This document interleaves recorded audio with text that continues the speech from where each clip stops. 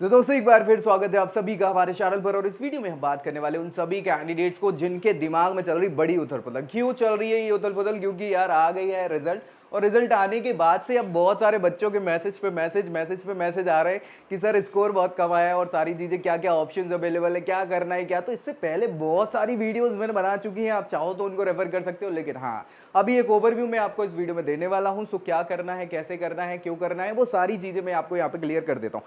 सबसे पहले दो चार चीजें जो आपको दिमाग में रखनी है, मैं इधर आपको बता देता हूँ। खुल जा शिमसिन। हाँ ठीक है, देखो यहाँ पे क्या हुआ है, सीयूईटी का रिजल्ट जो है यूजी वाला वो आउट हो गया है ना। अब रिजल्ट आउट होने के बाद आपके दिमाग में सबसे बड़ी चीजें ये चल रही है कि सर जो मेरे को फाइनल आंसर की में या फिर बाकी मार्क्स आ रहे थे ना, तो वो ज्यादा आ रहे थे, है ना, मार्क्स ज्यादा आ रहे थे। और उसके बाद क्या हुआ, जब नॉर्मलाइजेशन के बाद जो हमारा फाइनल रिजल्ट आया ना, उसमें क्या हो गया, कम हो गए मार्क्स। अब कम हो गए तो भैया क्या किया जाए, क्या कट ऑफ कम जाएगा, कैसे जाएगा, कौन कौन से कोर्सेज टारगेट कर सकते हैं, मिलेगा कि नहीं मिलेगा, सेंट्रल यूनिवर्सिटी कौन सी, स्टेट यूनिवर्सिटी किस में अप्लाई करें, ये सारी चीजें दिमाग में चल रही हैं और सबके दिमाग में चल रही, मुझे पता है। तो इन सभी के सवालों के जवाब मैं इस वीडियो में आपको दे दूंगा। सबसे पहली चीज, एक रेंज जो है आप समझिए। रेंज क्या समझना है, बेसिक चीज समझ लो।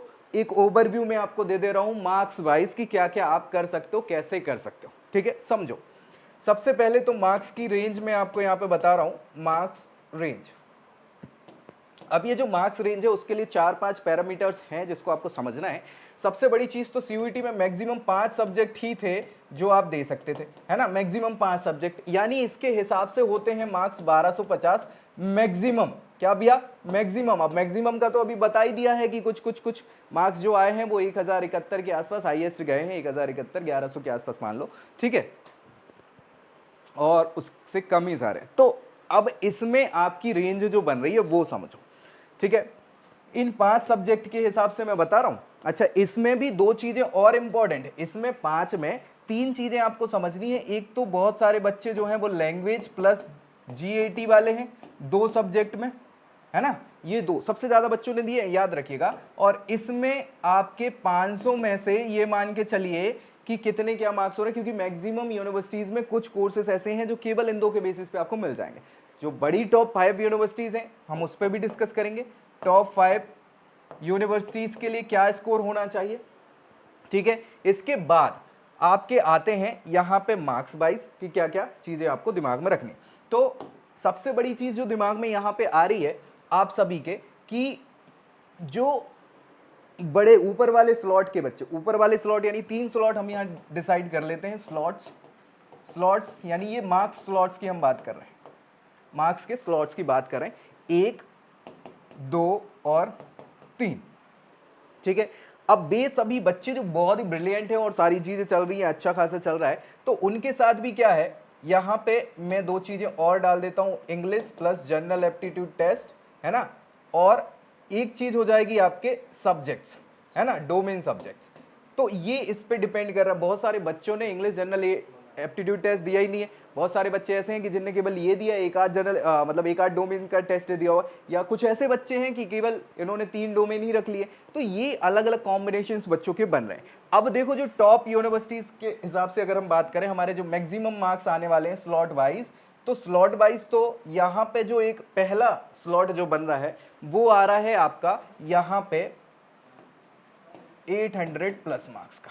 ये सबका मिला के, है ना, जनरल एप्टीट्यूड टेस्ट और सब्जेक्ट 5 मार्क्स का बता रहा हूं। 800 प्लस मार्क्स आपके अगर आ रहे हैं, 800 प्लस मार्क्स अगर आपके आ रहे हैं, तो यहां पे मान के चलिए कि आपके पास सारी अवेलेबिलिटीज हैं। टॉप 5 सेंट्रल यूनिवर्सिटीज भी आपको मिल जाएंगी, है ना, स्टेट यूनिवर्सिटीज मिल जाएंगी, आपके मैक्सिमम कोर्सेज आपको यहाँ पे देखने को मिल जाएंगे। तो इसमें तो कोई समस्या है ही नहीं। ये वाले बच्चे वैसे भी परेशान नहीं है, ये बस इसलिए परेशान हैं बच्चे कि अब टॉप कॉलेज इनमें भी क्या क्या ऑप्शंस अवेलेबल हो सकते हैं, कौन कौन से कोर्सेज में ले सकता हूँ, वो सारी चीजें। तो उनके अलग दुख दर्द पीड़ा है। अपनी पीड़ा क्या है, पीड़ा इन बच्चों की ज्यादा है, इन बच्चों की जो 800 से कम की रेंज में आ रहे हैं। 800 से कम की रेंज वाले बच्चों के साथ दूसरा स्लॉट जो आ रहा है, यहां आप मान के चलिए वो है 500 प्लस वाला। 500 प्लस स्कोर वाले जितने बच्चे हैं उनके साथ भी ऐसी कोई समस्या नहीं है। यहां पे इनको अच्छे खासे, मैं बोल रहा हूं गुड गुड लेवल के जितनी भी यूनिवर्सिटीज हैं उनमें डिसेंट से कोर्सेज मिलने की संभावनाएं हैं, डिसेंट से कोर्सेज मिलने की संभावनाएं। बाकी इससे कम वाले जो बच्चे आ रहे हैं ना वो इस थर्ड स्लॉट में, और सबसे ज्यादा परेशान जो बच्चे हैं ना वो कहाँ हैं, इस थर्ड स्लॉट वाले बच्चे परेशान हैं। अब इस थर्ड स्लॉट के अंदर भी क्या है, 3 सब कैटेगरीज हैं। इस थर्ड स्लॉट के अंदर भी 3 सब कैटेगरी है, यानी 500 से 400 वाले, 400 से 300 वाले और 300 से नीचे वाले। ये आप समझो इस चीज को।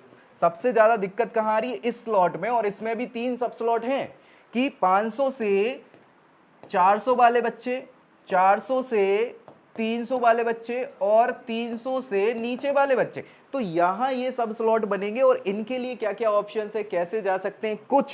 कुछ आपके पास इनमें सेंट्रल यूनिवर्सिटीज हैं जिनके आपको कोर्सेज मिल जाएंगे, कुछ स्टेट यूनिवर्सिटीज हैं जिनको आपको टारगेट करना चाहिए अगर वो ऑप्शन नहीं मिल रहे हैं तो, और फाइनली कुछ और ऐसे ऑप्शंस आपको मिल जाएंगे जिसमें आपको एडमिशन मिलने की संभावनाएं हैं।